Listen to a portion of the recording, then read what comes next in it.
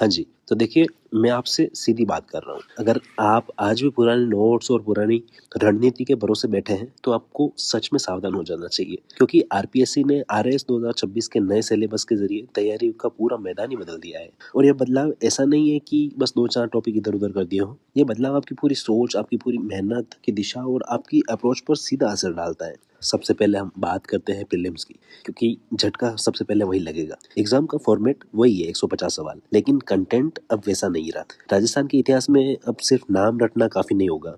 अब आपको प्रागैतिहासिक स्थलों पर पूरा पाषाण से लेकर कांस्य युगीन तक ठीक से ध्यान देना पड़ेगा।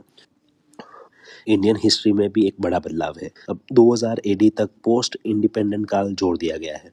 मतलब अब नेहरू युग का संस्थानिक निर्माण और नए आर्थिक सुधार आपके लिए अनदेखे नहीं रह सकते। ज्योग्राफी में भी चीजें साफ साफ बदल गई है। अब एनवायरमेंटल इश्यूज जैसे ओजोन डिप्लीशन और ग्लोबल वार्मिंग को अलग अलग हेडिंग्स के तहत पूछा जाएगा।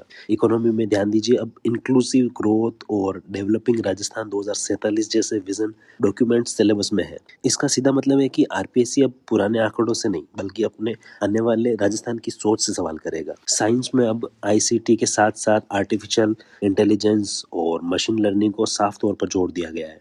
और सबसे बड़ा सरप्राइज रीजनिंग में है। अब परम्यूटेशन, कॉम्बिनेशन और प्रोबेबिलिटी जैसे टॉपिक आ गए हैं जो पहले थे ही नहीं। ऊपर से राजस्थान सार्वजनिक परीक्षा अधिनियम 2022 को सिलेबस में डालकर आयोग ने यह साफ संकेत दे दिया है कि प्रशासनिक नियम अब आपको प्रीलिम्स से ही आने चाहिए। अब जरा मेंस की बात करते हैं क्योंकि असली खेल वही बदल गया है। मेंस में सिर्फ टॉपिक नहीं बदले, आंसर लिखने की पूरी डायनेमिक्स बदल दी गई है। पेपर फर्स्ट में वर्ल्ड हिस्ट्री का स्कोप 1950 से बढ़ाकर 1991 तक कर दिया गया है। यानी अब कोल्ड वॉर का खात्मा, यूएसएसआर का विघटन भी आपको गहराई से पढ़ना होगा। इंडियन इकोनॉमी में क्लाइमेट चेंज और एनवायरमेंटल डिग्रेडेशन को सीधा अर्थव्यवस्था से जोड़ दिया गया है।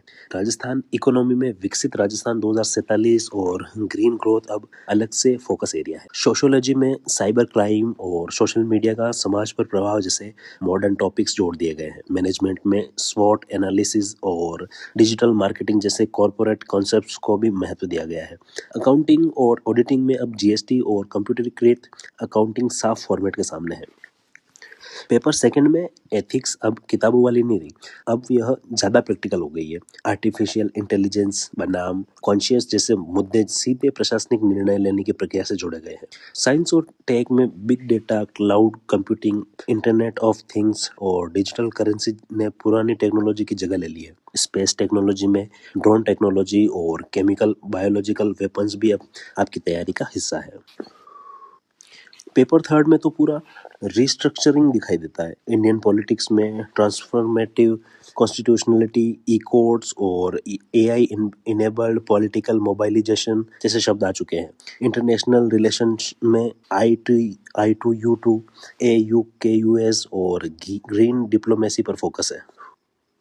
पब्लिक एडमिनिस्ट्रेशन में न्यू पब्लिक सर्विस और इकोलॉजिकल अप्रोच जैसे नए सिद्धांत जोड़े गए हैं। और लॉ में सबसे बड़ा बदलाव, पुरानी आईपीसी और सीआरपीसी अब नहीं, उनकी जगह भारतीय न्याय संहिता 2023 और भारतीय नागरिक सुरक्षा संहिता 2023 है। यानी पुरानी धाराएं अब काम नहीं आएगी।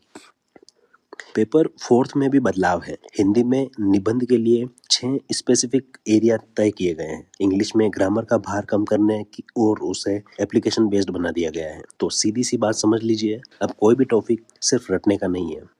अब बात यह है कि आप उसे कैसे लिखते हैं और कैसे जोड़ते हैं और कैसे प्रेजेंट करते हैं। नए टॉपिक सीधे